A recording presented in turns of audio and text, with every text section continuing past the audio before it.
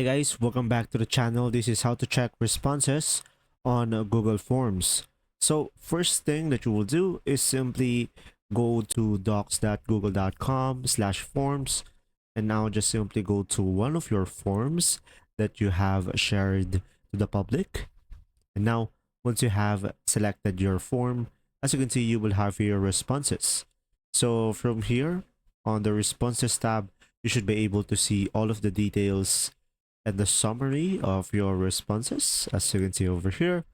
And guys, we will have here three categories: summary, question, and individual. So pretty much this will be depending on you on how do you want to view it. There you go. If you found that this video helpful, please like and subscribe. And guys, if you have any questions, just simply go ahead and comment down below, and we'll do our best to answer them all. And thanks for watching. See ya.